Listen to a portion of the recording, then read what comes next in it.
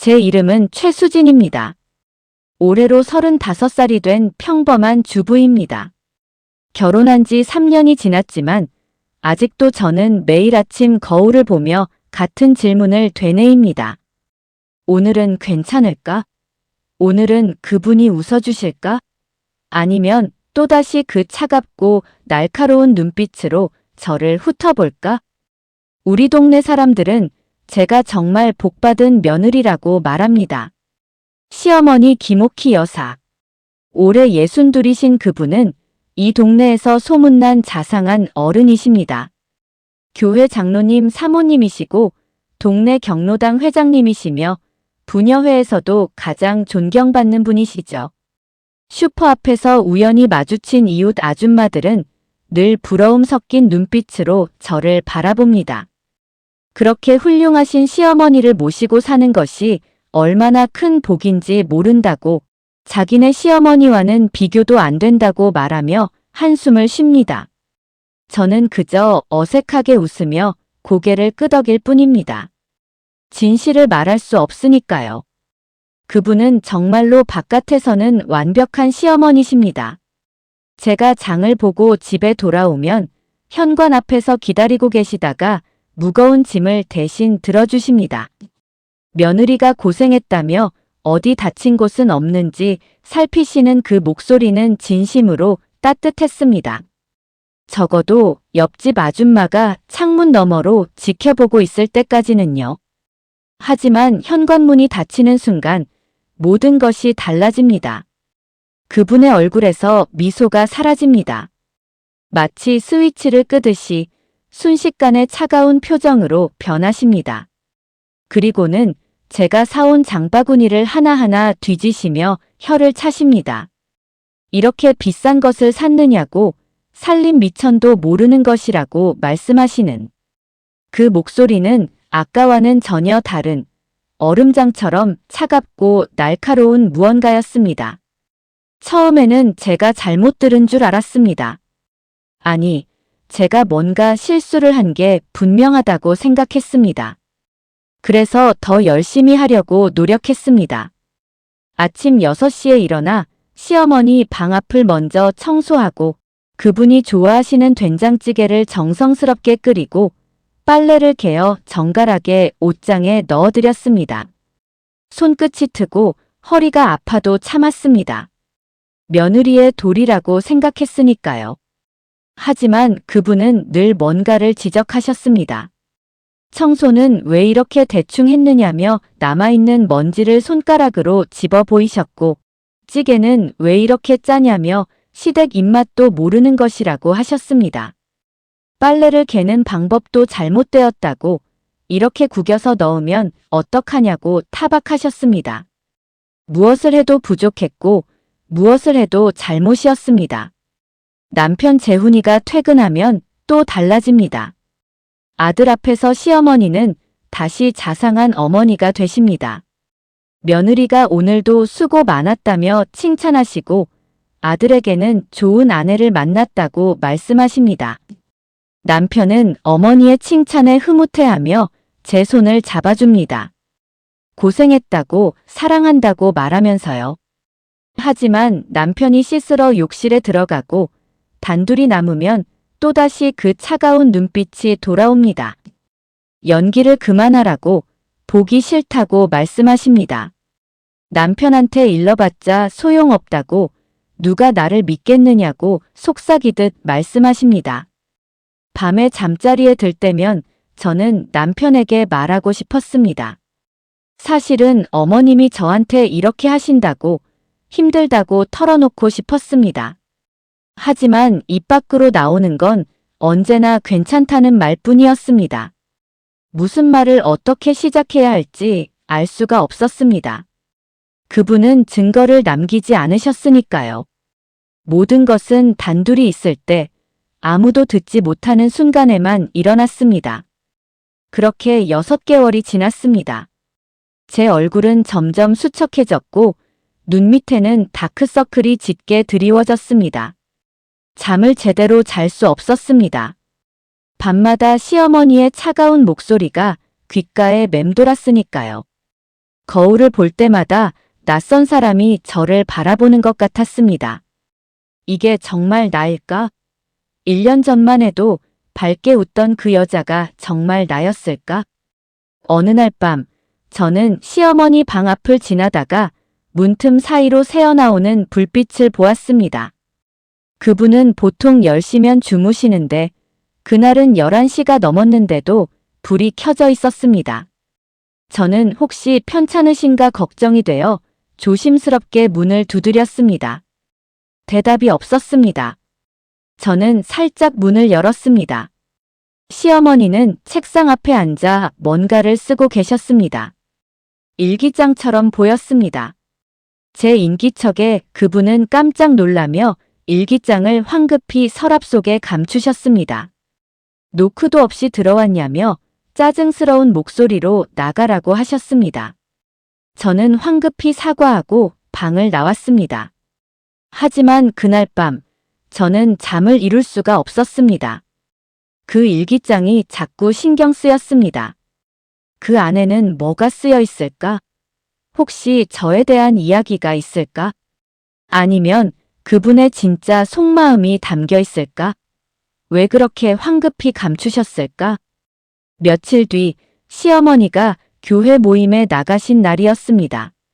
저는 평소처럼 그분 방을 청소하다가 그만 호기심을 참지 못하고 서랍을 열었습니다. 손이 떨렸습니다. 이건 잘못된 일이라는 걸 알았지만 저는 멈출 수가 없었습니다. 뭔가 중요한 단서가 그 안에 있을 것만 같았습니다.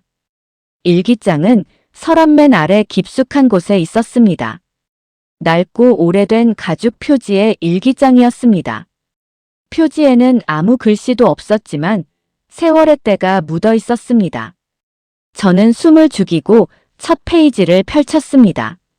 1995년 3월 5일이라는 날짜가 적혀 있었습니다. 그날 시집에 왔다는 내용이었습니다. 시어머니가 자신을 보시는 눈빛이 차갑다고 마치 자신이 이 집안의 하녀라도 되는 것처럼 취급받았다고 적혀 있었습니다. 저는 깜짝 놀랐습니다. 이건 시어머니의 젊은 시절, 그러니까 그분이 며느리였을 때의 일기였습니다. 저는 계속 읽어 내려갔습니다. 심장이 빠르게 뛰었습니다. 페이지를 넘길수록 그분의 고통이 고스란히 전해졌습니다. 시어머니에게 구박받는 이야기, 남편에게조차 이해받지 못하는 서러움, 친정에도 말 못하는 외로움이 빼곡히 적혀 있었습니다. 그 안에는 며느리라는 단어가 수없이 등장했습니다. 하지만 이상한 점이 있었습니다. 며느리라는 단어가 쓰인 부분마다 검은 볼펜으로 색에 그어진 흔적이 있었습니다. 마치 그 단어를 지우려 했던 것처럼. 하지만 완전히 지워지지 않아서 희미하게 글자가 비쳐 보였습니다. 어떤 페이지에는 며느리라는 단어가 너무 세게 긁혀져서 종이가 찢어진 곳도 있었습니다. 저는 그 순간 섬뜩한 느낌이 들었습니다. 혹시 그분은 지금 과거의 시어머니가 자신에게 했던 것을 저에게 그대로 하고 계신 걸까? 피해자가 가해자가 되는 것일까? 이 집안의 저주 같은 대물림일까? 바로 그때 현관문이 열리는 소리가 들렸습니다. 시어머니가 돌아오신 것입니다. 저는 황급히 일기장을 서랍에 넣고 방을 나왔습니다. 심장이 터질 듯이 뛰었습니다. 손이 떨려서 문고리를 제대로 잡을 수조차 없었습니다. 다행히 들키지는 않았습니다. 하지만 그날 이후 저는 시어머니를 볼 때마다 그 일기장이 떠올랐습니다. 그분도 한때는 저처럼 고통받는 며느리였구나. 똑같이 모욕당하고 똑같이 외로웠구나. 그런데 왜 저에게도 똑같은 고통을 주시는 걸까? 왜 자신이 당한 아픔을 다른 사람에게 전하시는 걸까? 저는 알 수 없었습니다. 하지만 한 가지는 확실했습니다. 이대로는 안 된다는 것. 저는 뭔가를 해야 했습니다. 이 악순환의 고리를 끊어야 했습니다. 하지만 어떻게? 아무도 저를 믿어주지 않는 상황에서 무엇을 할 수 있을까? 그날 밤 저는 잠들지 못하고 천장을 바라보며 생각했습니다. 증거. 저에게 필요한 건 증거였습니다.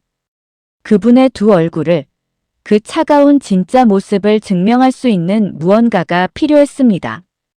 용기를 내기까지는 한 달이 더 걸렸습니다. 그날은 명절이었습니다. 추석 전날 밤, 저는 시댁 식구들과 함께 차례 음식을 준비하고 있었습니다. 시누이 2명도 왔고 시아주버니 4외분도 함께였습니다. 부엌 큰 여자들로 북적였습니다.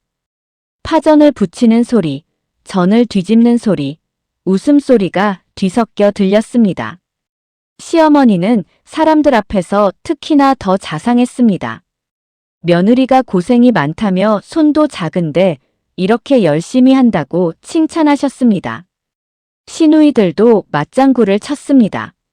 어머니가 형수님을 정말 잘 만나셨다며 자기들 때는 어머니가 다 하셨는데 이제는 며느리가 해주니 얼마나 편하시겠냐고 말했습니다. 하지만 저녁을 먹고 설거지를 할 때 부엌에 시어머니와 저 단둘만 남게 되었습니다. 다른 식구들은 거실에서 TV를 보고 있었습니다. 드라마에서 웃음소리가 들려왔습니다. 하지만 부엌은 침묵으로 가득했습니다. 그분은 제가 설거지하는 모습을 지켜보시다가 갑자기 차가운 목소리로 말씀하셨습니다. 접시에 물기가 남아있다고, 이렇게 대충대충 할 거냐고, 시집 식구들이 다 보는데 부끄럽지도 않냐고 말씀하셨습니다. 저는 순간 뭔가가 끊어지는 것을 느꼈습니다. 참았던 것들이 터져 나오려는 걸 억지로 눌러 참았지만 손이 떨렸습니다. 물 묻은 손으로 눈물을 훔쳤습니다. 설거지하다가 물이 튄 것처럼 보이게 하려고요. 그날 밤 남편과 단둘이 작은 방에 누웠을 때 저는 처음으로 입을 열었습니다. 할 말이 있다고, 중요한 얘기라고 조심스럽게 꺼냈습니다. 남편은 피곤한 표정으로 저를 바라봤습니다. 무슨 일이냐고, 내일 얘기하면 안 되냐고 물었습니다. 저는 떨리는 목소리로 말했습니다.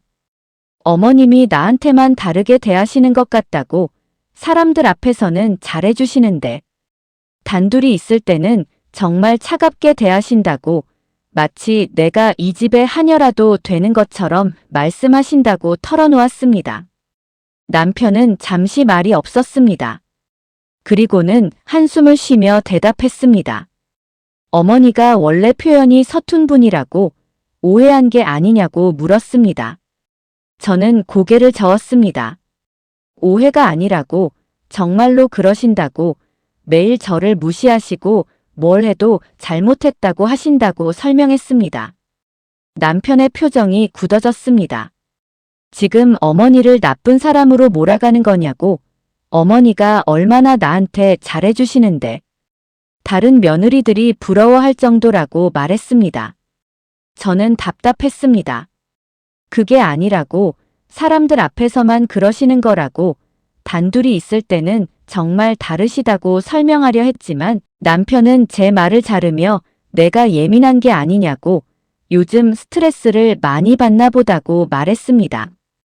그의 목소리에는 이미 결론이 내려져 있었습니다.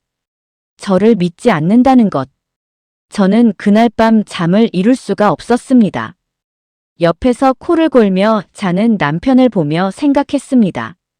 내 남편도 나를 믿지 않는구나. 내가 가장 의지해야 할 사람이 내 편이 아니구나. 다음 날 아침, 시어머니의 태도가 더욱 차갑게 변했습니다. 아마도 남편이 어머니께 제 말을 전한 것 같았습니다. 그분은 아침 식사 자리에서 모든 식구들이 보는 앞에서 말씀하셨습니다. 며느리가 요즘 좀 힘든가 보다고, 자신이 뭘 잘못했나 싶어서 마음이 아프다고 걱정스러운 목소리로 말씀하셨습니다.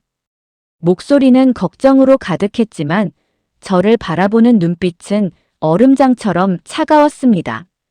시누이들이 저를 걱정스럽게 바라봤습니다. 형수님이 괜찮냐고, 혹시 어디 아프냐고 물었습니다. 저는 고개를 저었습니다. 괜찮다고 대답했지만 제 목소리는 떨리고 있었습니다. 명절이 끝나고 시댁 식구들이 모두 떠난 뒤 시어머니가 저를 불렀습니다.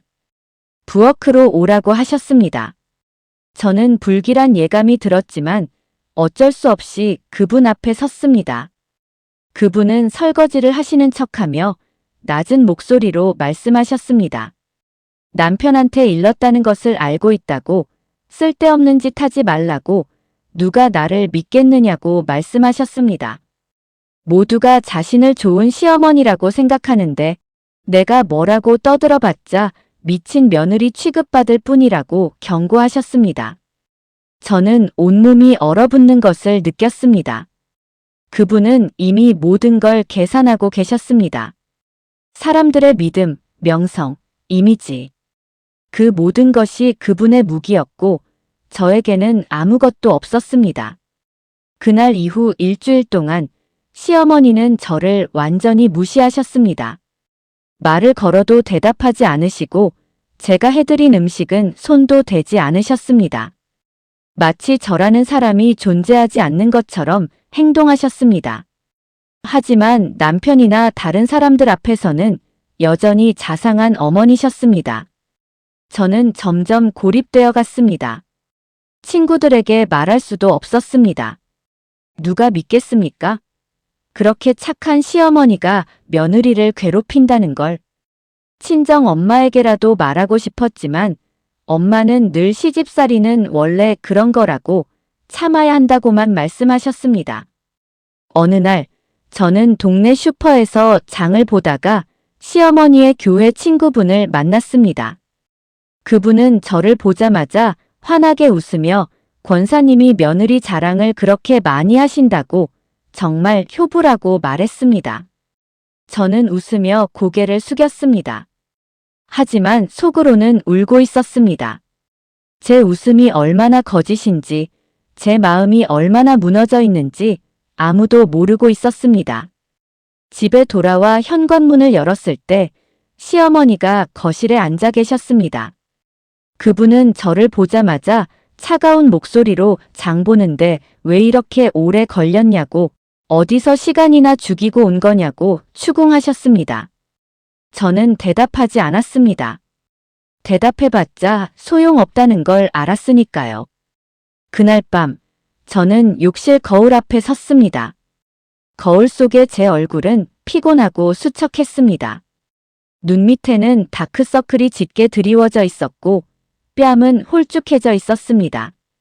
입술은 바짝 말라 있었고 눈빛은 생기를 잃었습니다. 저는 거울 속의 저에게 물었습니다. 나는 정말 미친 걸까? 혼자 피해망상에 빠진 걸까? 아니면 정말로 저분이 나를 괴롭히고 있는 걸까? 내가 너무 예민한 걸까? 아니면 이 모든 게 현실일까? 대답은 없었습니다. 거울 속의 저는 그저 눈물만 흘리고 있을 뿐이었습니다. 눈물이 뺨을 타고 흘러내렸고 세면대에 똑똑 떨어졌습니다. 그리고 그날 밤 저는 결심했습니다. 아무도 나를 믿어주지 않는다면 증거를 만들자고. 그분의 두 얼굴을, 그 차가운 진짜 모습을 증명해 보이자고. 더 이상 혼자 우는 피해자로 남지 않겠다고. 다음 날 아침 저는 인터넷 쇼핑몰에 접속했습니다. 그리고 작고 휴대하기 편한 보이스 레코더를 검색했습니다. 손이 떨렸습니다. 이게 맞는 걸까? 이건 마치 스파이처럼 행동하는 게 아닌가? 시어머니를 몰래 녹음한다는 게 도덕적으로 옳은 일일까? 하지만 저에게는 다른 선택지가 없었습니다. 아무도 믿어주지 않는 상황에서 증거 없이는 영원히 미친 며느리로 낙인 찍힐 것이었습니다. 결제 버튼을 누르는 순간 저는 느꼈습니다. 이제 돌아갈 수 없는 강을 건너는 거라고. 하지만 저는 이미 강 한가운데 서 있었습니다. 앞으로 가든 뒤로 가든 어느 쪽이든 쉽지 않을 거라는 걸 알았습니다. 그렇다면 차라리 앞으로 가겠습니다. 진실을 향해서. 제 정신을 지키기 위해서. 보이스 레코더가 도착한 건 3일 뒤였습니다. 택배 기사님이 현관 초인종을 눌렀을 때 다행히 시어머니는 교회에 나가신 후였습니다. 저는 서둘러 문을 열고 작은 상자를 받았습니다. 손바닥만 한 상자 안에는 제 희망이 들어 있었습니다. 아니, 어쩌면 제 마지막 무기가 들어 있었습니다. 상자를 뜯고 레코더를 꺼냈을 때 제 손은 떨리고 있었습니다. 생각보다 작았습니다. 립스틱만 한 크기였습니다. 이런 작은 것으로 정말 녹음이 될까? 저는 반신반의하며 사용법을 읽어 내려갔습니다. 버튼은 단 2개뿐이었습니다. 녹음과 재생. 테스트를 해봤습니다. 빨간 버튼을 누르고 작은 목소리로 인사말을 했습니다. 재생 버튼을 누르자 제 목소리가 또렷하게 들렸습니다. 작동했습니다. 놀라울 정도로 깨끗한 음질이었습니다. 저는 레코더를 손에 쥐고 한참을 바라봤습니다. 이제 정말로 시작하는 건가? 시어머니를 몰래 녹음하는 것. 이건 옳은 일일까? 하지만 저는 이미 알고 있었습니다. 옳고 그름을 따질 처지가 아니라는 것을.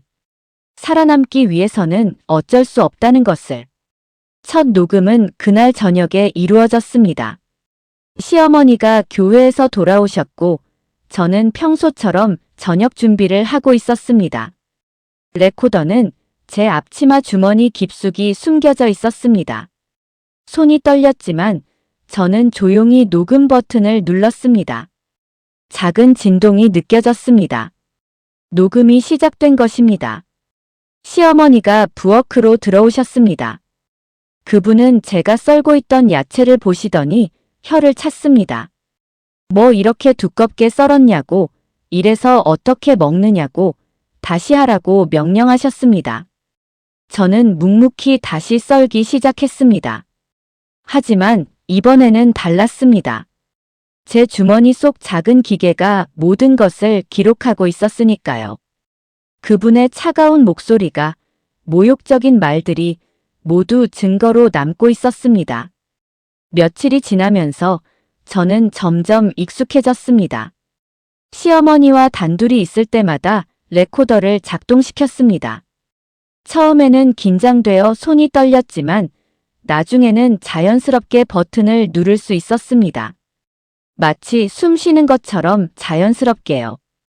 파일은 하나둘 쌓여갔습니다. 어느 날은 이런 내용이 녹음되었습니다. 저를 쓸모없는 며느리라고, 아들 하나.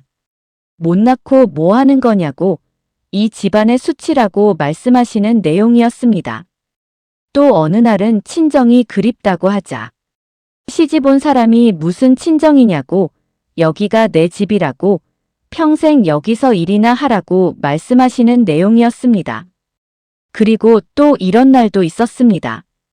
요즘 이상하다고, 혹시 정신병이 있는 게 아니냐고, 병원에 가봐야 하는 게 아니냐고, 사람들한테 이상한 소리하고 다니면 자신이 나를 정신병원에 보낼 수도 있다고 협박하시는 내용이었습니다. 녹음을 들을 때마다 저는 울었습니다. 이어폰을 끼고 혼자 방에서 파일을 재생하면 그 순간의 고통이 다시 생생하게 되살아났습니다. 하지만 동시에 힘이 났습니다. 이제 증거가 있으니까요. 아무도 믿어주지 않는다 해도 이 목소리는 거짓말을 하지 않으니까요. 한 달이 지나고 2달이 지났습니다. 파일은 점점 늘어났습니다. 저는 모든 파일의 날짜와 시간, 간단한 메모를 붙여서 정리했습니다. 클라우드에 백업도 해두었습니다. 혹시라도 레코더를 잃어버리거나 시어머니에게 들킬 경우를 대비해서요. 하지만 쉽지 않았습니다. 시어머니는 영리한 분이셨습니다. 결정적인 말은 절대로 남편이 있을 때나 다른 사람 앞에서는 하지 않으셨습니다.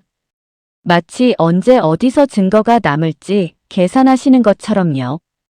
때로는 제가 녹음하고 있을지도 모른다고 의심하시는 것처럼 보일 때도 있었습니다. 어느 날 저는 거의 들킬 뻔했습니다. 시어머니가 갑자기 제 앞치마를 만지시는 겁니다. 이 앞치마 주머니에 뭐가 들었냐고, 왜 이렇게 불룩하냐고 물으셨습니다. 저는 순간 심장이 멎는 줄 알았습니다. 레코더가 주머니 안에 있었으니까요. 저는 재빨리 주머니에서 핸드폰을 꺼내며 설명했습니다. 핸드폰이라고 요리하다가 타이머를 맞춰두려고 넣어뒀다고 거짓말했습니다. 시어머니는 의심스러운 눈빛으로 저를 바라보셨지만 다행히 더 이상 추궁하지는 않으셨습니다. 하지만 그날 이후로 저는 더욱 조심했습니다. 레코더를 옷 속 깊숙한 곳에 숨겼고 절대로 눈에 띄지 않도록 했습니다. 3개월이 지났을 때 저는 이미 50개가 넘는 녹음 파일을 가지고 있었습니다. 매일 밤 남편이 잠든 후 이어폰을 끼고 그 파일들을 들었습니다. 들을 때마다 가슴이 아팠지만 동시에 확신도 들었습니다. 저는 미친 게 아니었습니다. 시어머니는 정말로 저를 괴롭히고 있었습니다. 그리고 이제 저는 그 증거를 가지고 있었습니다. 누구도 부정할 수 없는 명백한 증거를. 하지만 문제가 있었습니다. 이 증거를 가지고 뭘 해야 할까? 남편에게 들려줘야 할까? 아니면 시댁 식구들에게? 아니면 차라리 이혼을 해야 할까? 아니면 법적 조치를 취해야 할까? 저는 혼란스러웠습니다. 증거를 모으는 것까지는 생각했지만 그 다음을 생각하지 못했습니다. 그저 막연하게 언젠가 필요할 거라고만 생각했을 뿐이었습니다. 바로 그때였습니다. 뜻밖의 사람이 제게 손을 내밀었습니다. 동네 슈퍼 주인 김순자 아줌마였습니다. 저는 그분을 자주 봤지만 깊은 대화를 나눈 적은 없었습니다. 그저 장을 볼 때 인사를 나누는 정도였죠. 하지만 그분은 제 상황을 알고 계신 것 같았습니다. 그날도 저는 슈퍼에서 장을 보고 있었습니다. 계산을 하는데 순자 아줌마가 조용히 제게 물었습니다. 요즘 많이 힘들지 않냐고, 괜찮냐고 걱정스러운 눈빛으로 물으셨습니다. 저는 깜짝 놀라 고개를 들었습니다. 순자 아줌마는 걱정스러운 눈빛으로 저를 바라보고 있었습니다. 저는 당황해서 고개를 저었습니다. 괜찮다고, 아무 일 없다고 거짓말했습니다. 하지만 순자 아줌마는 의미심장한 미소를 지으며 말했습니다. 거짓말하지 말라고, 자신도 다 안다고, 권사님이 어떤 분이신지 안다고 조용히 말씀하셨습니다. 그 순간 저는 눈물이 날 것 같았습니다. 처음으로 누군가가 저를 이해해주는 것 같았으니까요. 처음으로 제가 혼자가 아니라는 걸 느꼈으니까요. 순자 아줌마가 작은 쪽지를 제 손에 쥐어주며 속삭였습니다. 내일 오후 2시에 슈퍼 뒤 창고로 오라고, 얘기 좀 하자고 말씀하셨습니다. 저는 떨리는 손으로 쪽지를 받아들었습니다. 집에 돌아오는 내내 저는 생각했습니다. 혹시 순자 아줌마도 저처럼 시어머니에게 괴롭힘을 당한 걸까? 아니면 다른 이유로 시어머니의 진짜 모습을 알고 있는 걸까? 다음 날 오후 2시, 저는 슈퍼 뒤 창고로 향했습니다. 심장이 두근거렸습니다. 드디어 저는 혼자가 아니게 되는 걸까요? 누군가 제 편이 되어줄까요? 창고 문을 열었을 때 순자 아줌마가 작은 의자에 앉아 저를 기다리고 있었습니다. 그분은 저를 보자 따뜻하게 미소 지으며 앉으라고 손짓하셨습니다. 그리고 말씀하셨습니다. 긴 얘기를 해야 할 것 같다고. 자신도 한때 저처럼 살았다고. 순자 아줌마는 차를 따라주며 입을 열었습니다. 자신도 한때 저처럼 살았다고, 20년 전 이야기라고 조용히 말씀하셨습니다. 그분의 목소리에는 오래된 아픔이 묻어 있었습니다. 저는 숨을 죽이고 그분의 이야기를 들었습니다. 순자 아줌마의 전 시어머니도 밖에서는 착한 사람으로 소문났었답니다. 교회 권사님이셨고 동네에서 존경받는 분이셨죠. 하지만 집 안에서는 완전히 달랐다고 합니다. 며느리를 하녀처럼 부리고 온갖 모욕적인 말을 퍼부었다고 합니다. 순자 아줌마는 남편에게 말했지만 남편도 믿어주지 않았답니다. 시댁 식구들도 친정 식구들도 심지어 친구들조차 믿어주지 않았다고 합니다.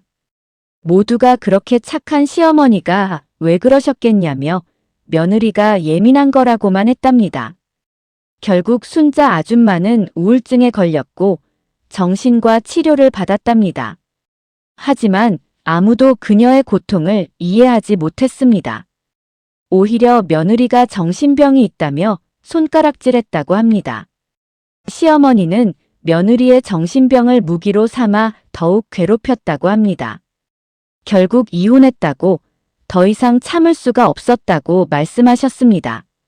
순자 아줌마의 목소리에는 아직도 그때의 아픔이 생생하게 묻어 있었습니다. 하지만 저보다 똑똑하다고 증거를 모으고 있지 않냐고 말씀하셨습니다. 저는 깜짝 놀라 순자 아줌마를 바라봤습니다. 어떻게 아셨냐고 물었습니다. 순자 아줌마가 쓴웃음을 지었습니다. 앞치마 주머니를 보면 안다고, 매번 슈퍼에 올 때마다 주머니를 만지작거린다고, 마치 뭔가 소중한 걸 숨기고 있는 것처럼 행동한다고 설명하셨습니다. 자신도 그랬으니까 안다고, 그 몸짓을 안다고 말씀하셨습니다. 저는 그제야 깨달았습니다.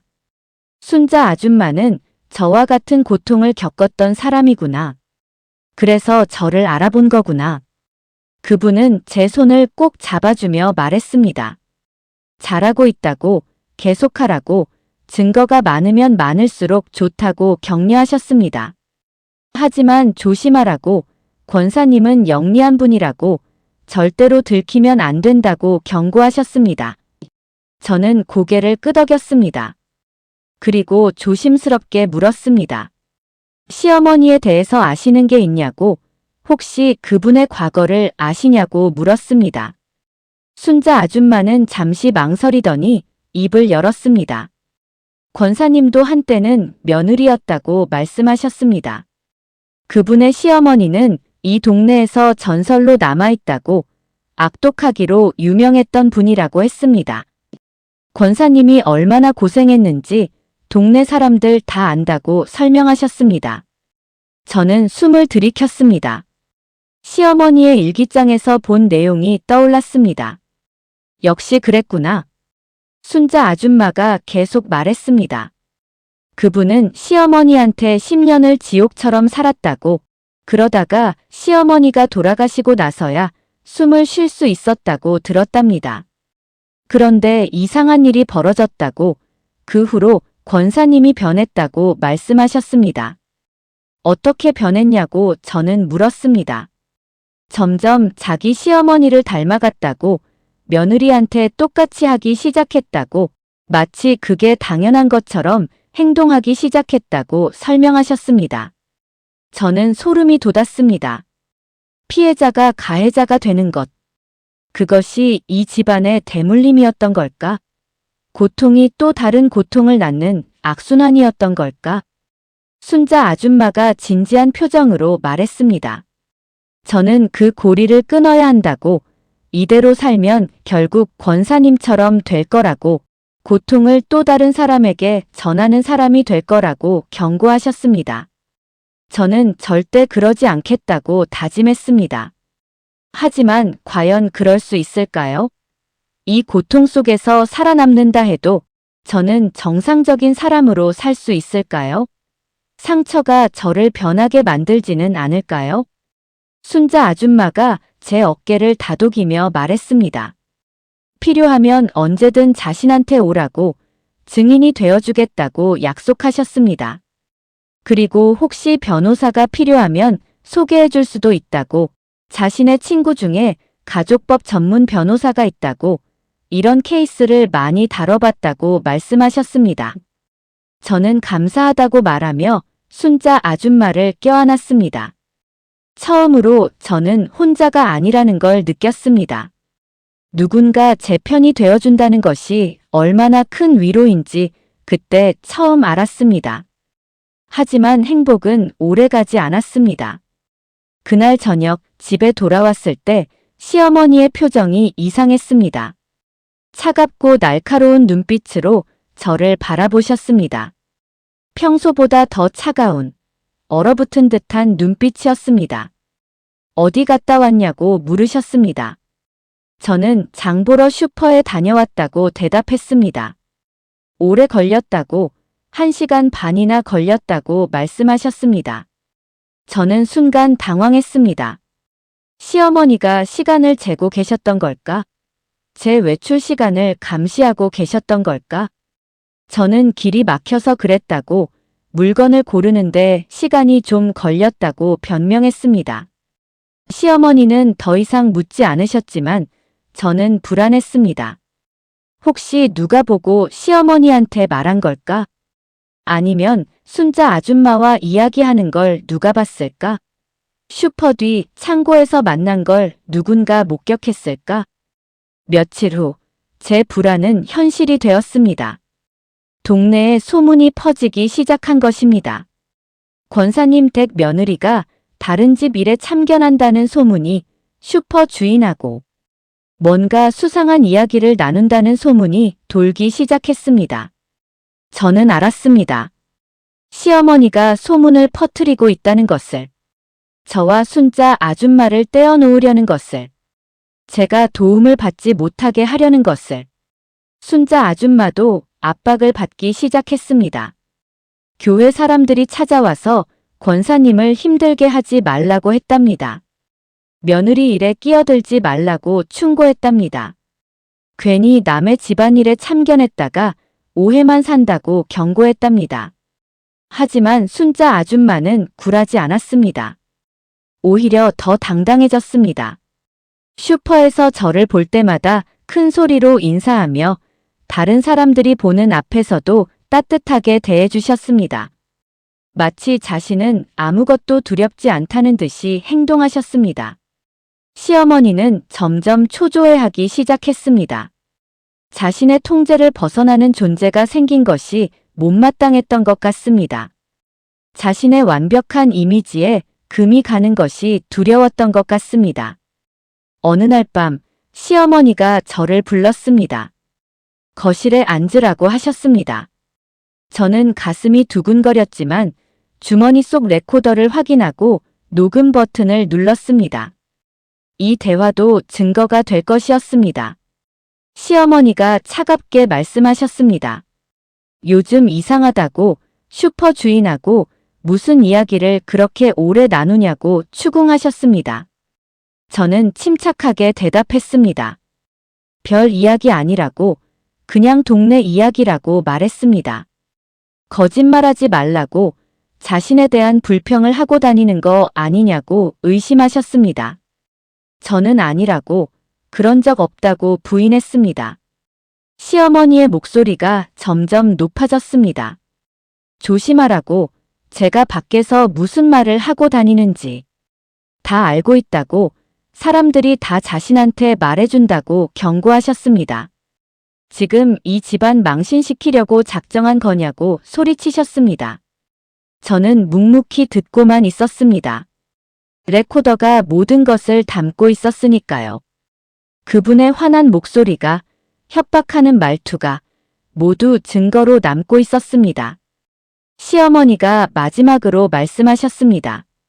계속 이런 식으로 나오면 자신도 가만히 있지 않을 거라고, 저는 정신병이 있는 거라고, 병원에 가야 한다고, 남편한테 말할 거라고, 아니 친정 부모님한테도 말할 거라고, 제 딸이 정신병이 있다고 알릴 거라고 협박하셨습니다. 그날 밤 녹음을 들으며 저는 깨달았습니다. 시어머니가 본격적으로 저를 정신병자로 몰아가기 시작했다는 것을. 그분의 다음 수가 무엇인지 어렴풋이 짐작할 수 있었습니다. 하지만 저는 이제 두렵지 않았습니다. 증거가 있었고 순자 아줌마라는 동지가 있었으니까요. 저는 혼자가 아니었습니다. 전쟁이 시작된 것입니다. 하지만 이번에는 제가 무기를 가지고 있었습니다. 어느 날 아침 뜻밖의 일이 벌어졌습니다. 시어머니가 갑자기 제 방으로 들어오셨습니다. 평소에는 절대 노크도 없이 들어오시는 법이 없는 분이었는데 그날은 조용히 문을 두드리셨습니다. 들어가도 되겠냐고 조심스럽게 물으셨습니다. 저는 놀라서 허락했습니다. 시어머니가 들어오셨을 때 저는 그분의 얼굴을 보고 깜짝 놀랐습니다. 눈이 빨갛게 충혈되어 있었고 얼굴은 피곤해 보였습니다. 마치 밤새 울기라도 한 것처럼 부어 있었습니다. 화장기 없는 얼굴은 나이보다 훨씬 더 늙어 보였습니다. 그분은 제 침대 끝에 조심스럽게 앉으며 얘기 좀 하자고 말씀하셨습니다. 저는 긴장했습니다. 혹시 레코더를 발견한 걸까? 아니면 순자 아줌마와의 일로 뭔가 계획을 세운 걸까? 하지만 시어머니의 다음 말은 전혀 예상치 못한 것이었습니다. 미안하다고 말씀하셨습니다. 저는 제 귀를 의심했습니다. 시어머니가 저에게 사과를 하신다고, 그 차갑고 냉정한 분이 미안하다고. 그분은 떨리는 목소리로 계속 말씀하셨습니다. 자신도 안다고, 며느리한테 잘못하고 있다는 거, 밖에서는 착한 시어머니, 행세하면서 집에서는 괴롭혔다는 걸 알고 있다고 고백하셨습니다. 저는 할 말을 잃었습니다. 이게 함정일까? 아니면 진심일까? 시어머니가 눈물을 글썽이며 말을 이었습니다. 자신도 한때는 며느리였다고, 증조 할머니는 정말 무서운 분이셨다고 털어놓기 시작했습니다. 그분은 천천히 과거 이야기를 풀어놓기 시작했습니다. 30년 전 25살의 젊은 신부로 이 집에 시집 왔을 때를 말입니다. 그때 시어머니는 며느리를 사람 취급도 하지 않았다고 합니다. 밥도 혼자 먹게 하고 잠도 부엌 구석에서 자게 했다고 합니다. 하루 종일 일만 시켰고 조금이라도 잘못하면 때렸다고 합니다. 매일 아침 새벽 4시에 일어나 집안일을 했다고, 조금이라도 잘못하면 뺨을 맞았다고 남편한테 말하면 남편은 엄마 편이었다고 참으라고만 했다고 털어놓으셨습니다. 저는 숨을 죽이고 들었습니다. 시어머니의 목소리에는 30년 전의 고통이 생생하게 묻어 있었습니다. 눈물이 볼을 타고 흘러내렸습니다. 10년을 그렇게 살았다고, 하루하루가 지옥이었다고, 죽고 싶었다고, 정말로 여러 번 죽으려고 했다고 고백하셨습니다. 하지만 아들을 낳고 나니까 살아야겠다는 생각이 들었다고, 이 아이만큼은 제대로 키우자고 다짐했다고 말씀하셨습니다. 그리고 마침내 시어머니가 돌아가셨을 때 해방감을 느꼈다고 합니다. 이제 자유라고, 이제 행복하게 살 수 있다고 생각했다고 합니다. 하지만 이상한 일이 벌어졌습니다. 시간이 지나면서 자신도 모르게 시어머니를 닮아가기 시작한 것입니다. 며느리가 집에 들어왔을 때 그 며느리를 보면 자꾸 자기 자신이 떠올랐습니다. 참고 살았던 그 시절의 자신이, 고통받았던 그때의 모습이, 그리고 그게 화가 났다고, 왜 나는 참았는데 요즘 며느리들은 편하게 사는 거냐고, 왜 나는 고생했는데 저 사람은 행복해 보이는 거냐고 그런 생각이 들었다고 고백하셨습니다. 시어머니는 눈물을 흘리며 말했습니다.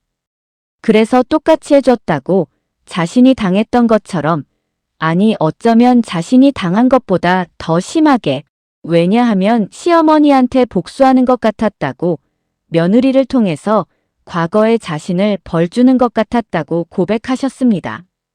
저는 복잡한 감정에 휩싸였습니다. 시어머니를 이해해야 할까? 아니면 여전히 분노해야 할까? 그분도 피해자였다는 것이 괴롭힘을 정당화할 수 있을까? 시어머니가 제 손을 잡았습니다. 미안하다고, 정말 미안하다고, 며느리한테 화풀이한 거라고, 며느리가 잘못한 게 아니라 다 자신의 문제라고 사과하셨습니다. 저는 조심스럽게 물었습니다. 그럼 이제 달라지실 거냐고, 이제는 달라질 수 있냐고 물었습니다. 시어머니가 고개를 끄덕였습니다. 노력하겠다고, 상담도 받을 생각이라고, 자신도 이렇게 사는 게 괴로웠다고, 며느리를 괴롭히고 나면 자기 자신이 혐오스러웠다고, 마치 자신의 시어머니가 된 것 같아서 두려웠다고 말씀하셨습니다. 그날 저는 시어머니와 긴 대화를 나눴습니다. 처음으로 서로의 마음을 터놓고 이야기했습니다. 시어머니는 자신의 아픔을 이야기했고, 저도 제가 느꼈던 고통을 말했습니다. 서로의 눈물을 보았습니다. 하지만 며칠 후 저는 깨달았습니다. 변한 건 아무것도 없었습니다. 시어머니는 여전히 사람들 앞에서는 자상했고 집에서는 차가웠습니다. 아니, 어쩌면 더 심해졌을지도 모릅니다. 마치 그날의 고백이 거짓말이었던 것처럼. 아니, 어쩌면 고백은 진심이었지만 변화는 불가능했던 것처럼. 어느 날 저녁, 시어머니가 또다시 저를 모욕했습니다. 쓸모없는 며느리라고, 밥도 제대로 못한다고 비난하셨습니다. 저는 참을 수 없어서 물었습니다. 지난번에 사과하셨지 않냐고, 달라지겠다고 하셨지 않냐고 상기시켰습니다. 시어머니가 차갑게 웃었습니다. 사과가 다 무슨 소용이냐고, 자신도 자신을 어쩔 수 없다고, 이게 자신이라고 30년을 이렇게 살았는데 어떻게 하루아침에 변하냐고 반문하셨습니다. 저는 그제야 깨달았습니다. 시어머니의 사과는 진심이었을지도 모릅니다. 하지만 진심만으로는 충분하지 않았습니다. 그분은 변하고 싶어도 변할 수 없었습니다. 30년간 쌓인 상처와 분노가 너무 깊었으니까요. 피해자이면서 동시에 가해자가 된 그분의 이중성을 치유하기에는 한두 번의 고백으로는 부족했습니다. 그리고 그날 밤 저는 결심했습니다. 이 상황을 끝내야 한다고.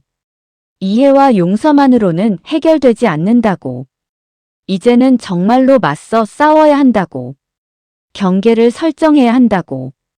저는 순자 아줌마에게 연락했습니다. 변호사를 소개해달라고 부탁했습니다. 전쟁이 다가오고 있었습니다. 하지만 이번에는 제대로 준비하고 싸울 것입니다. 변호사를 만나기로 한 날 모든 것이 무너졌습니다.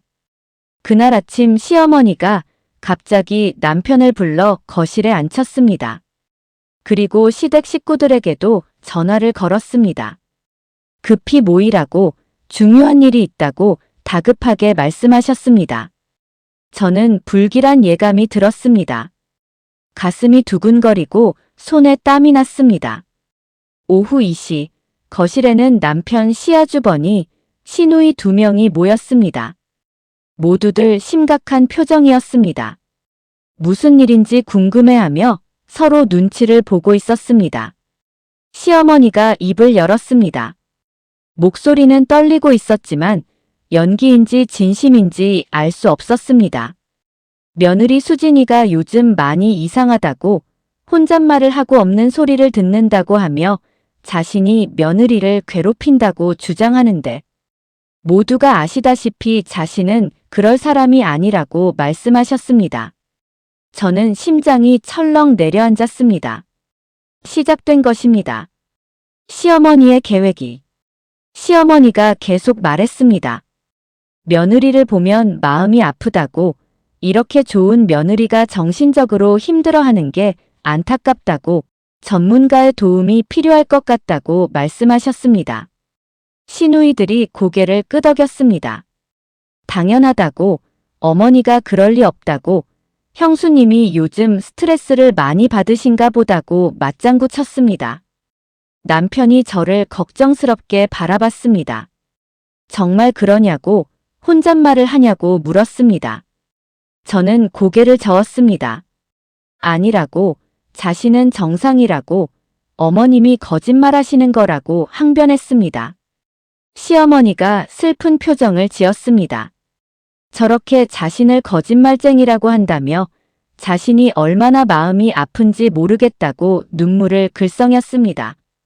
시아주버니가 말했습니다. 화내지 말라고, 걱정되어서 그런다고, 혹시 병원에 한번 가보는 게 어떻겠냐고, 정신과 상담을 받아보면 도움이 될 거라고 제안했습니다. 저는 소리쳤습니다. 정신과는 싫다고, 자신은 미친 게 아니라고 강하게 부인했습니다. 제 목소리가 높아졌습니다. 하지만 그럴수록 그들의 눈빛은 더욱 걱정스러워졌습니다. 마치 제가 정말로 정신병이 있는 사람처럼 흥분하는 제 모습이 오히려 그들의 의심을 확신으로 만들고 있었습니다. 남편이 제 손을 잡았습니다. 진정하라고, 아무도 나를 미쳤다고 하는 게 아니라고, 그냥 상담 좀 받아보자는 거라고 달랬습니다. 저는 남편의 손을 뿌리쳤습니다. 싫다고, 가지 않겠다고 고집했습니다. 시어머니가 눈물을 글썽이며 말했습니다. 제발 병원에 가달라고, 엄마가 이렇게 부탁한다고, 며느리 건강이 걱정되어서 그런다고 애원했습니다. 저는 깨달았습니다. 이건 함정이었습니다. 시어머니가 저를 정신병자로 몰아가려는 완벽한 계획이었습니다. 그리고 모두가 그분의 편이었습니다. 제 말을 믿는 사람은 아무도 없었습니다. 그날 밤 남편이 정신과 상담 예약을 잡았습니다. 3일 후였습니다. 이미 병원까지 알아봐 놓은 듯 했습니다.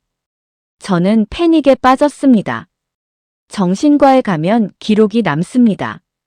그리고 나중에 이혼이나 소송이 생기면 그 기록이 제게 불리하게 작용할 것입니다. 정신병 기록이 있는 며느리의 말을 누가 믿겠습니까? 저는 순자 아줌마에게 급히 연락했습니다. 아줌마는 침착하게 말했습니다. 진정하라고, 변호사를 당장 만나야 한다고, 내일 약속을 잡겠다고 약속하셨습니다. 다음 날 저는 변호사 사무실로 향했습니다. 김지연 변호사, 가족법 전문 변호사였습니다. 순자 아줌마의 오랜 친구라고 했습니다. 저는 그분에게 모든 것을 털어놓았습니다. 시어머니의 이중성, 녹음 파일들, 그리고 정신과 상담 강요까지 숨김없이 설명했습니다. 김 변호사는 녹음 파일을 들으며 심각한 표정을 지었습니다. 그리고 단호하게 말했습니다. 이건 정서적 학대라고, 지금 시어머니가 하시는 건 가스라이팅이라고, 피해자를 정신병자로 몰아가는 전형적인 수법이라고 설명했습니다. 저는 어떻게 해야 하냐고 물었습니다. 일단 정신과는 절대 가면 안 된다고, 대신 자신이 추천하는 심리상담사한테 가서 정상이라는 소견서를 받으라고, 그리고 이제 본격적으로 싸워야 할 것 같다고 조언했습니다. 싸운다는 게 무엇이냐고 물었습니다. 가족회의를 열라고, 모든 식구들 앞에서 녹음 파일을 공개하라고, 그리고 시어머니와 분리해서 살라고, 이혼까지는 아니더라도 최소한 별거는 해야 한다고 구체적인 방법을 제시했습니다. 저는 머리가 복잡해졌습니다. 정말로 그렇게까지 해야 할까? 하지만 다른 선택지가 있을까? 바로 그때 전화가 왔습니다. 남편이었습니다. 어디냐고, 빨리 집에 오라고, 어머니가 쓰러지셨다고 다급하게 말했습니다. 저는 급히 집으로 돌아갔습니다. 시어머니는 소파에 누워 계셨고 시댁 식구들이 주변을 둘러싸고 있었습니다. 구급차를 부를 것인지 의논하고 있었습니다. 시누이가 저를 보자마자 소리쳤습니다. 형수님 때문이라고, 어머니가 형수님 걱정하시다가 스트레스로 쓰러지신 거라고 비난했습니다. 저는 할 말을 잃었습니다. 시어머니가 눈을 뜨고 저를 바라봤습니다. 그 눈빛은 차갑고 계산적이었습니다. 고통스러워하는 표정 속에서도 저를 향한 승리의 미소가 번뜩였습니다. 저는 그 순간 깨달았습니다. 시어머니는 연기를 하고 계셨습니다. 쓰러진 것도 아픈 것도 모두 연기였습니다. 저를 나쁜 며느리로 몰아가기 위한 완벽한 연출이었습니다. 하지만 아무도 제 말을 믿어주지 않을 것입니다. 모두가 제가 냉혈한이라고 생각할 것입니다. 그날 밤 저는 결심했습니다.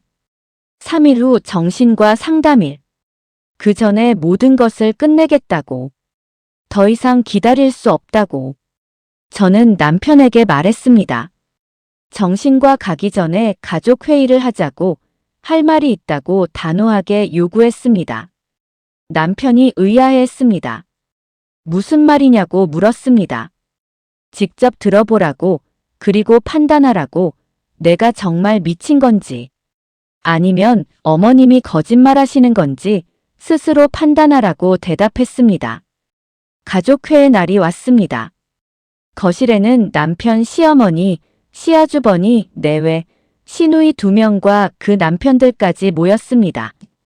모두들 저를 걱정스러운 눈빛으로 바라봤습니다. 아니, 어쩌면 동정하는 눈빛이었을지도 모릅니다. 가엾은 며느리, 정신이 이상해진 며느리를 바라보는 눈빛이었습니다. 저는 거실 한가운데 섰습니다. 손에는 블루투스 스피커가 들려 있었습니다. 심장이 미친 듯이 뛰었지만 저는 이미 돌아갈 수 없다는 것을 알았습니다.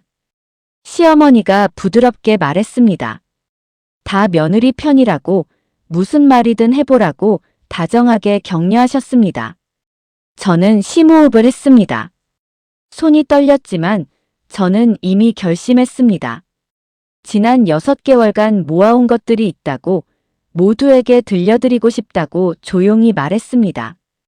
핸드폰을 스피커에 연결했습니다. 그리고 첫 번째 파일을 재생했습니다. 시어머니의 목소리가 거실에 울려 퍼졌습니다. 쓸모없는 며느리라는 말이, 아들 하나, 못 낳는다는 비난이, 집안의 수치라는 모욕이 스피커를 통해 흘러나왔습니다. 시댁 식구들의 표정이 굳어졌습니다. 저는 계속해서 파일을 재생했습니다. 친정이 보고 싶다는 말에 시집 온 사람이 무슨 친정이냐고 핀잔하는 목소리가, 정신병이 있다고 의심하며 병원에 보내겠다고 협박하는 내용이, 사람들 앞에서 연기하라고 강요하는 말들이 차례로 재생되었습니다. 파일이 하나씩 재생될 때마다 시어머니의 얼굴은 점점 창백해졌습니다. 손이 떨리고 있었습니다. 남편이 입을 열었습니다. 이게 정말 어머니 목소리냐고 믿을 수 없다는 표정으로 물었습니다. 저는 고개를 끄덕였습니다. 그렇다고 지난 6개월간 매일 녹음한 거라고, 총 68개 파일이 있다고 설명했습니다. 시누이가 소리쳤습니다. 조작이라고, 편집한 거라고 부인했습니다. 저는 침착하게 대답했습니다. 원본 파일 다 있다고, 타임스탬프도 있다고, 필요하면 감정받을 수 있다고 반박했습니다. 시어머니가 떨리는 목소리로 뭔가 말하려 했지만 저는 말을 막았습니다. 아직 더 있다고, 끝까지 들어달라고 요청했습니다. 더 많은 파일이 재생되었습니다. 시어머니의 차갑고 냉정한 목소리가, 모욕적인 말들이, 협박하는 내용이 끊임없이 흘러나왔습니다. 15분, 30분, 거실은 시어머니의 목소리로 가득 찼습니다. 거실이 정적에 휩싸였습니다. 모두가 충격에 빠져 말을 잃었습니다. 시아주버니가 시어머니를 바라봤습니다. 이게 사실이냐고 조용히 물었습니다. 시어머니는 대답하지 않았습니다. 그저 고개를 숙이고 있을 뿐이었습니다. 어깨가 떨리고 있었습니다. 남편이 제 손을 잡았습니다. 그의 손은 차갑게 떨리고 있었습니다. 미안하다고, 정말 미안하다고, 몰랐다고 울먹였습니다. 저는 남편의 손을 뿌리쳤습니다.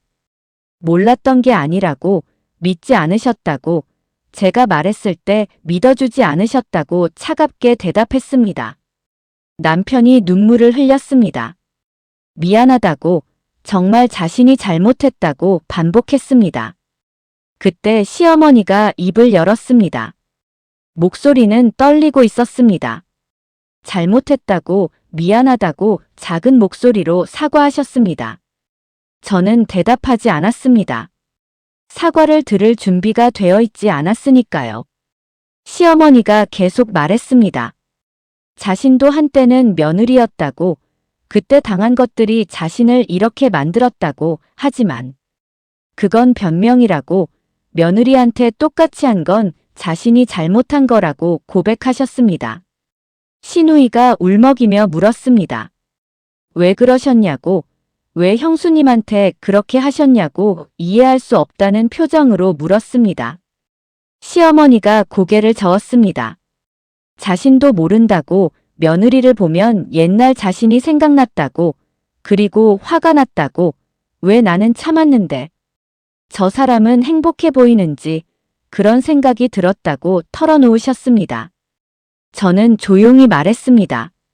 어머님의 과거는 이해한다고, 하지만 그게 자신을 괴롭힐 이유가 되진 않는다고 단호하게 선을 그었습니다. 시어머니가 고개를 끄덕였습니다. 맞다고, 며느리 말이 맞다고 인정하셨습니다. 남편이 물었습니다. 이제 어떻게 하면 되냐고, 어떻게 해야 하냐고 막막한 표정으로 물었습니다. 저는 이미 결정을 내린 상태였습니다. 변호사와 상담하며 생각해뒀던 것들을 말했습니다. 분리하겠다고, 어머님과 떨어져서 살겠다고 선언했습니다. 거실이 다시 술렁였습니다. 이혼은 아니라고, 하지만 당분간 아니 어쩌면 영원히 떨어져 사는 게 나을 것 같다고 덧붙였습니다. 남편이 당황했습니다. 자신은 어떻게 하냐고, 자신은 어디에 있어야 하냐고 물었습니다. 저는 남편을 바라봤습니다.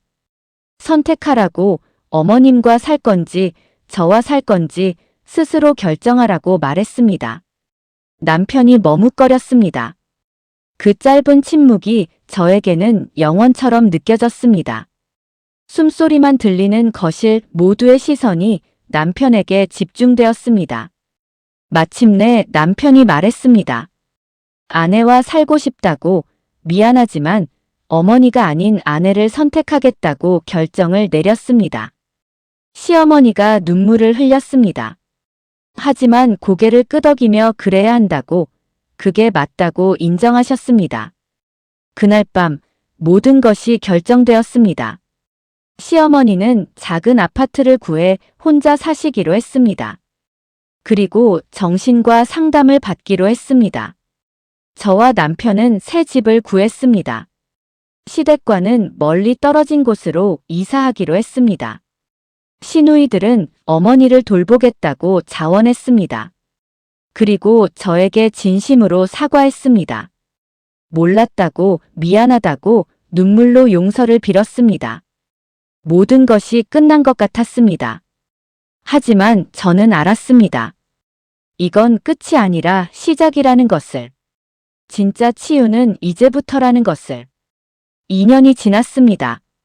저와 남편은 작은 아파트에서 새로운 삶을 시작했습니다. 시어머니와는 한 달에 한 번 정도 만났습니다. 그것도 외부 카페에서 짧게. 절대로 집에서는 만나지 않았습니다. 시어머니는 변했습니다. 적어도 겉으로는. 상담을 꾸준히 받으셨고 저에게 더 이상 모욕적인 말을 하지 않으셨습니다. 하지만 저는 여전히 경계를 늦추지 않았습니다. 한번 깨진 신뢰는 쉽게 회복되지 않으니까요. 어느 날 시어머니가 저에게 물었습니다. 용서해 줄 수 있냐고 조심스럽게 물으셨습니다. 저는 잠시 생각했습니다. 그리고 솔직하게 대답했습니다. 아직은 모르겠다고, 용서라는 게 쉽지 않다고 정직하게 말했습니다. 시어머니가 고개를 끄덕였습니다. 당연하다고, 이해한다고 수긍하셨습니다. 저는 덧붙였습니다. 하지만 더 이상 미워하지는 않는다고, 그저 거리를 두고 싶을 뿐이라고 솔직한 마음을 전했습니다. 시어머니가 슬픈 미소를 지었습니다. 그것만으로도 감사하다고 조용히 답하셨습니다. 저는 깨달았습니다. 용서하지 않아도 괜찮다는 것을. 모든 관계가 화해로 끝날 필요는 없다는 것을. 때로는 경계를 설정하는 것이 가장 건강한 선택이라는 것을. 남편과의 관계도 달라졌습니다. 처음에는 어색했습니다. 너무 많은 것이 깨졌으니까요. 신뢰가 무너졌으니까요. 하지만 남편은 노력했습니다. 정말로 변하려고 애썼습니다. 상담도 함께 받았고 저의 이야기를 경청하려고 노력했습니다. 완벽하지는 않았지만 예전보다는 훨씬 나아졌습니다. 적어도 이제는 제 말을 믿어줬습니다. 저는 이제 행복할까요? 글쎄요. 완전히 행복하다고는 할 수 없습니다. 상처는 아물었지만 흉터는 남았으니까요. 가끔 악몽을 꾸기도 합니다. 시어머니의 차가운 목소리가 들리는 꿈을. 하지만 저는 자유로워졌습니다.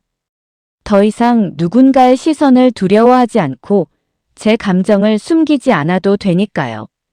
제 집에서 제가 원하는 대로 살 수 있으니까요. 그리고 저는 다른 사람들을 돕기 시작했습니다. 온라인 커뮤니티를 만들었습니다. 저처럼 시어머니의 정서적 학대로 고통받는 며느리들을 위한 공간을. 그곳에서 저는 제 이야기를 나누었고 다른 사람들의 이야기도 들었습니다. 저만 그런 게 아니었습니다. 수많은 여성들이 똑같은 고통을 겪고 있었습니다. 그리고 모두 똑같이 아무도 믿어주지 않는다고 했습니다. 자신이 미친 게 아닌지 의심한다고 했습니다. 저는 그들에게 말했습니다. 증거를 모으라고, 그리고 싸우라고, 당신은 미치지 않았다고 격려했습니다. 많은 사람들이 저에게 감사했습니다. 제 이야기가 자신을 구했다고, 용기를 얻었다고 말해주었습니다. 그 말들이 저를 치유했습니다. 저는 그제야 깨달았습니다. 제 고통이 헛되지 않았다는 것을. 이 아픔이 다른 사람에게는 희망이 될 수 있다는 것을. 어느 날 새로운 며느리가 커뮤니티에 글을 올렸습니다. 시어머니가 자신을 괴롭힌다고, 하지만 아무도 믿어주지 않는다고, 자신이 미친 걸까요? 라고 절박하게 물었습니다. 저는 그 글을 보고 댓글을 달았습니다. 아니라고, 당신은 미치지 않았다고, 저도 그랬다고, 그리고 이겨냈다고, 당신도 할 수 있다고 응원했습니다. 지금 이 순간에도 어딘가에서 누군가는 저처럼 고통받고 있을 것입니다. 아무도 믿어주지 않는 진실을 안고 홀로 눈물 흘리고 있을 것입니다. 자신이 정말 미친 게 아닌지 의심하며 괴로워하고 있을 것입니다. 저는 그들에게 말하고 싶습니다. 당신은 혼자가 아니라고. 당신의 고통은 진짜라고. 그리고 당신은 싸울 자격이 있다고. 보이스 레코더는 지금 제 서랍 깊숙한 곳에 있습니다. 더 이상 사용하지 않지만 버리지도 않았습니다. 그것은 제가 싸웠다는 증거이니까요.